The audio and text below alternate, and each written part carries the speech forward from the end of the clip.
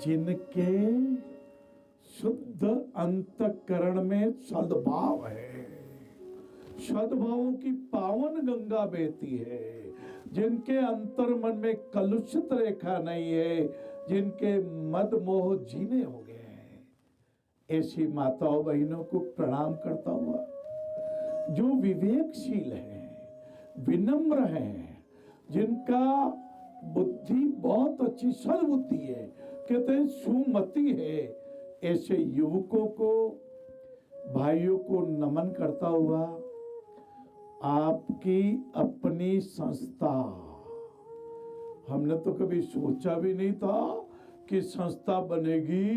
हम तो 10 साल तक रोगी भाई बहनों के पास जाके सत्संग में ही आनंदित थे, हमें उस समय भी पूर्ण तृप्ति थी। और जब 1985 में वेद माता, देव माता, गायत्री माता की कृपा से आहुतियों के बीच स्वाहा करते हुए, आइए मेरे साथ में गायत्री मंत्र का उच्चारण करें। ओम भूर्भुवः तत्सवितुर्वरेण्यं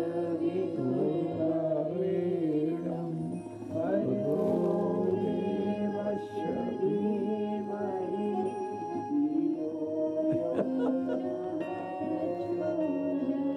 गायत्री माता की कृपा से मंत्र बोलकर जब आहुति प्रदान की जा रही थी, स्वाहा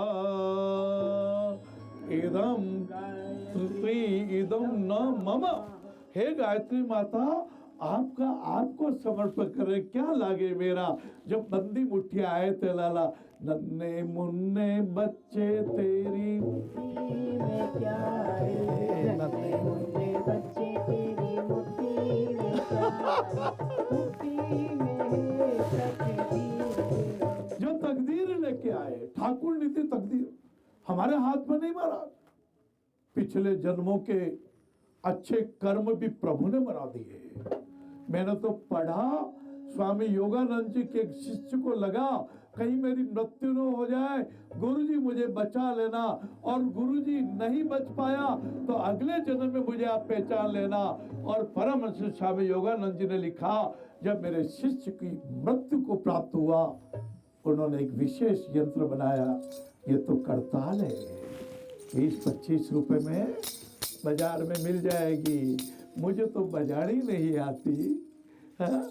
एक ने एक वाद्य यंत्र बाहर फेंक दिया और वो समझा कचरा है, और कोई बजाने वाला मिला, मधुर बजाने लगे, सारे लोगों के कानों को आनंद हुआ।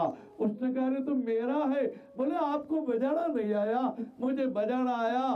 तो स्वामी परमहंस जी योगानंद जी की बात में निवेदन करना पड़ा, उन्होंने ऐसा यंत्र बनाया। गली में निकलते यंत्र को बजाते जाते एक गली के दरवाजे पर एक मकान के वहां ठिठक गए। यंत्र ने कुछ दिग्दर्शन किया, आवाज दी, युवक आया, क्या आपकी पत्नी गर्भवती है? चरणों में गिर पड़ा 30 साल का युवक, महाराज आप तो अंतर्यामी है, मेरी पत्नी को 8 माह के गर्भ है, आप तो अंतर्यामी है, अंदर पधारो, आते तो स्वीकार करो। बोले मेरा शिष्य आपकी पत्नी के गर्भ से प्रकट होगा, मैं 1 महीने बाद पुनः आऊंगा, उसके चेहरे पर इस तरह का चिन्ह होगा, योगी कथामृत कभी पढ़िएगा, मन शुद्ध होगा, ज्ञान प्राप्त होगा, हमारी बुद्धिमत्ता बढ़ेगी। क्योंकि बुद्धिमत्ता केवल इंद्रिय की नहीं लाला, अंतःकरण की बुद्धिमत्ता बढ़नी चाहिए। ये अंदर का मन तो प्रत्येक संवेदना में कई राग की गांठें बांधता है, कई ईर्ष्या की गांठ बांधता है। अरे उसने मुझे ऐसा बोल दिया, मैं बदला चुका रहा, कहाँ खो गया जी? किसका बदला चुका रहे हो, किसका बदला चुका रहे हो, किसकी हिंसा कर रहे हो? ये मन के वैचारिक हिंसा को छोड़ना पड़ेगा। और विस्मृति देवी, किसी ने आपके प्रति कभी भी कोई बुरा किया उसको क्षमा कर दीजिए। नेल्सन मंडेला साहब को जब पूछा राष्ट्रपति बुश ने, मंडेला जी इन्होंने आपको 27 साल जेल में रखा, आपने इनको माफ कैसे कर दिया?